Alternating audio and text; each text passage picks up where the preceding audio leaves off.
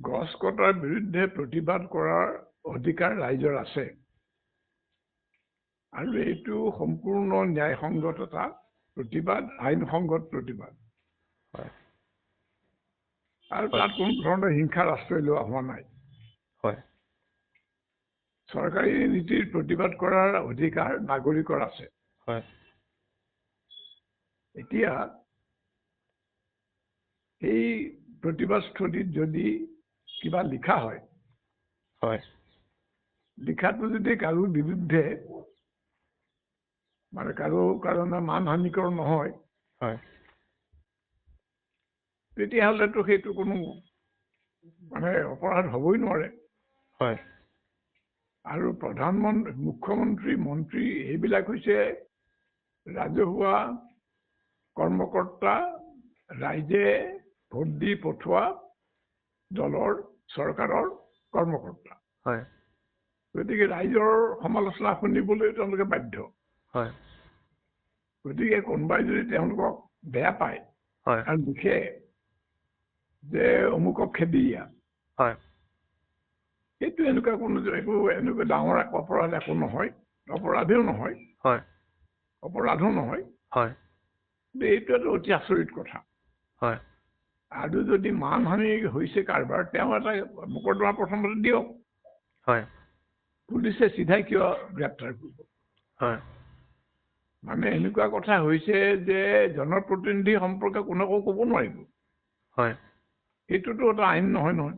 হয় গতিকে এইটো মানে গৰিহণাৰ যোগ্য, তীব্ৰ গৰিহণাৰ যোগ্য।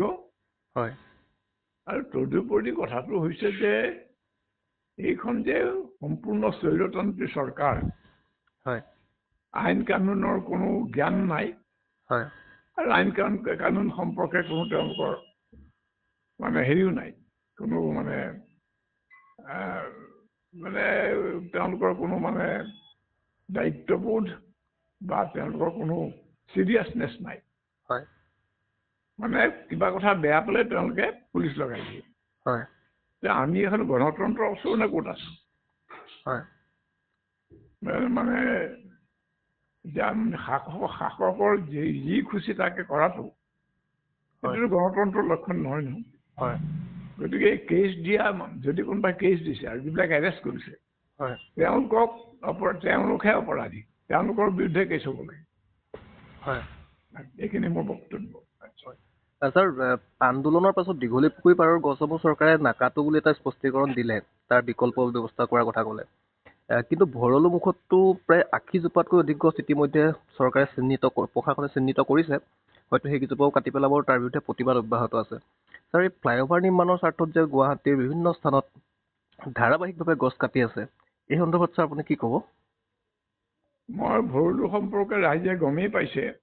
হয় আৰু ভৰলুৰ ৰাইজে যদি প্ৰতিবাদ কৰি আছে, হয় ভাল লক্ষণ।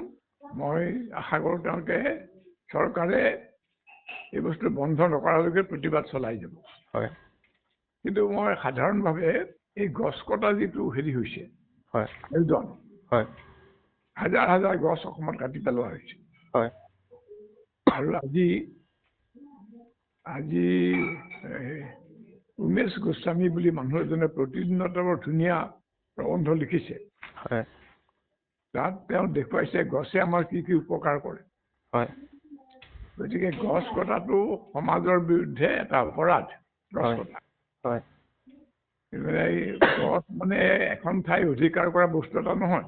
হয় ই আমাক অক্সিজেন যোগাৰ দিয়ে, আমাৰ মাটি ভিজা কৰি ৰাখে, মাটি সেমেকা কৰি ৰাখে, যিটো খেতি বাতি আৰু মানে গছ গছনি ইত্যাদি কাৰণ দৰকাৰ। আৰু পানী যদি মাটিত থাকে, নৈ খাল বিলবিলাক বাচি থাকিব। বিভিন্ন ধৰণে মানুহৰ জীৱনৰ কাৰণে গছ অতি প্ৰয়োজনীয়। হয় গতিকে আজি এই ভয়ানক মানে জলবায়ু সংকটৰ সময়ত হয় যদি এই হাৰত গছ কটা হয়, হয় তে চৰকাৰটো এই মানৱ জীৱনৰ বিৰুদ্ধে আৰু মানৱ সমাজৰ বিৰুদ্ধে আৰু অসমীয়া মানুহৰ বিৰুদ্ধে বা অসমবাসী মানুহৰ বিৰুদ্ধে অপৰাধী।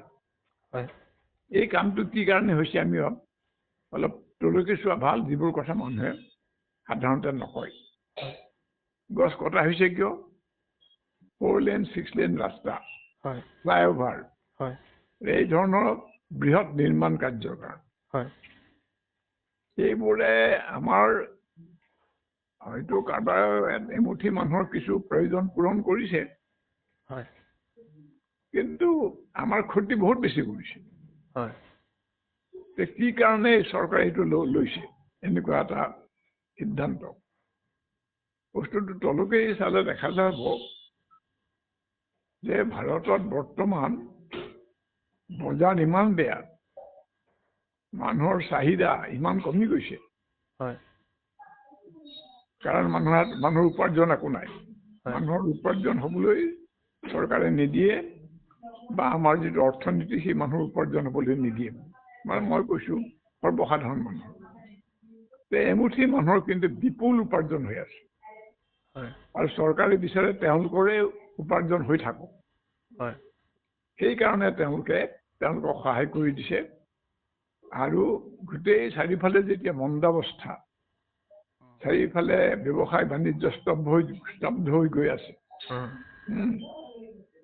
ইফালে মজলীয়া ব্যৱসায়ৰো লোকচান হৈছে আৰু সাধাৰণ মানুহৰ উপাৰ্জন হ্ৰাস হৈছে বা লোপ পাইছে কিন্তু এই যিকেইটা মানে প্ৰধান কৰ্পৰেট তেওঁলোকৰ উপাৰ্জন হৈ থাকিব লাগে বুলি তেওঁলোকেও ভাবে আৰু চৰকাৰেও ভাবে আৰু তেওঁলোকক সহায় কৰে এতিয়া যিহেতু আন বিজনেছৰ বিশেষ লাভ নোপোৱা হৈছে গতিকে তেওঁলোকক মানে লোকচানৰ পৰা মুক্ত কৰি ৰাখিবলৈ চাৰিওফালে বৃহৎ নিৰ্মাণ কাৰ্য আৰম্ভ কৰি দিয়া হৈছে এই বৃহৎ নিৰ্মাণ কাৰ্যৰ জৰিয়তে বৃহৎ ব্যৱসায়ী আৰু এমুঠি